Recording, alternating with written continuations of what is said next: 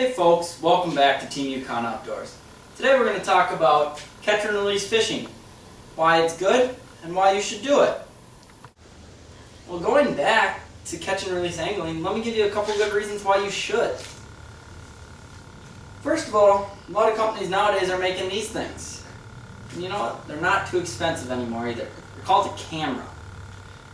And one thing you can do with these is you can take pictures of your fish, of you holding your fish. You just have a good buddy over there on the other side of the boat and say cheese.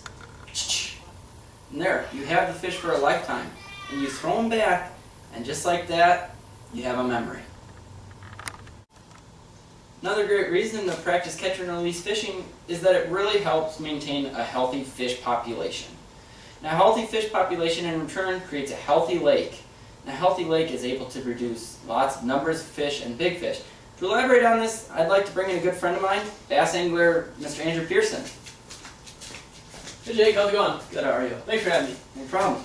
Well, so with the big fish we're talking here, generally a good reason to have catch and release fishing of big fish is the genetics of the big fish.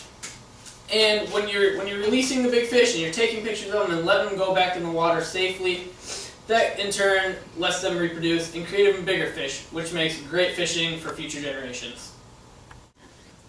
Part of being a responsible fisherman is knowing what kind of hooks you're using and how to help the fish survive after they're hooked. Jake, could you bring my bass tackle so I can show these folks how to do it? Thank you. Now the first kind of hook is just a singular hook, a worming hook. It's going to look a little something like this. Now, with this type of hook, generally you're going to hook them in the lip most of the time. And it's going to be a real quick fix for bass. Just grab them by the bottom lip, and you're going to get the hook at an angle that you can get out, and you grab, and you're going to pull out. And you got to make sure the barb comes out. Now, if you're using a treble hook, it's a little more tricky. Now, the second kind of hook that you're going to be using is a treble hook, and it's going to look a little something like this. Generally, it's going to be on a crankbait, such as this, and this is the hook we're looking at here. 3 prongs, and sometimes you're going to run into little problems with this, because there's more hooks, they're going to get stuck in weird places, and sometimes if a fish gets it down deep, it's going to be tough to get out. So you're always going to have to have a trusty pair of needle nose pliers handy. That way you can reach down there and grab the hooks and weasel them out of there. And when they're down deep like that, you have to be careful because that is when a fish could die very easily from that. So what you want to do, once you get down there, you want to get a firm hold of the hook, and you got to be very gentle with it. You can't just start yanking out, otherwise your fish is not going to survive, and the point of catch and release fishing is totally gone. And you want to twist it so you get a good angle and just pop it out and pull it up, and you'll be just fine, and your fish will be nice and healthy. Alright, now that Andrew told you a little bit about bass style fishing, I'm going to move on to the walleye style. A little bit different here, your hooks are a little different, there's some slight variations in your lures.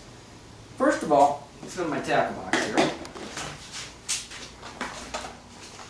I'm going to be showing you a little bit of a walleye jig. Take my language exchange system, snap my jig head right into the... That there's basically what you use when you're going to jig for walleyes. Now these hooks, single barb, single hook. And when these are in the walleye have teeth by the way, bass do not. So you are always going to want pliers with walleye.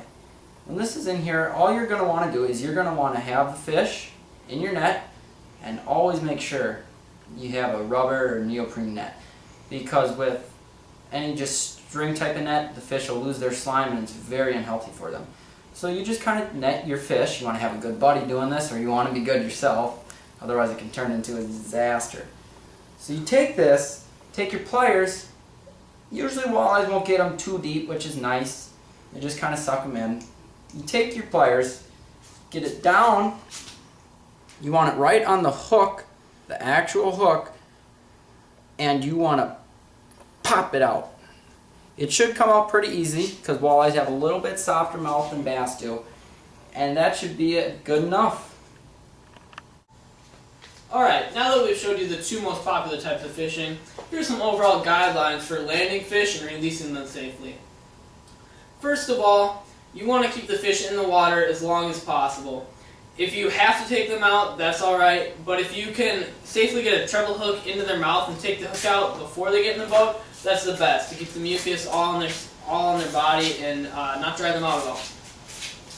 Now, when you bring them to the boat, you want to make sure they stay away from hard surfaces. You can lay them on a towel or rag, and generally this will subdue the fish into not flopping around as much too for a safer removal. Alright, some final guidelines for you now. The most important thing is to keep your hands wet when you're landing a fish. As long as you keep your hands wet, the fish will be nice and safe and it won't dry it out. And once you're returning the fish to the water, you want to make sure you put it in head first, almost to dunk the fish and send it down, to get oxygen back in the system, which it gets from the water, from its gills. If the fish doesn't go right away, you want to sit there and have it in the water with two hands and move it back and forth to get water flowing through it. Other than that, it should be pretty easy to catch and release your next fish. Thank you for joining us on Team Yukon Outdoors this week. We hope that these few tips will help you enjoy the water more and become a better fisherman. Thanks for joining in. I'm Jake Ray, Team Yukon Outdoors.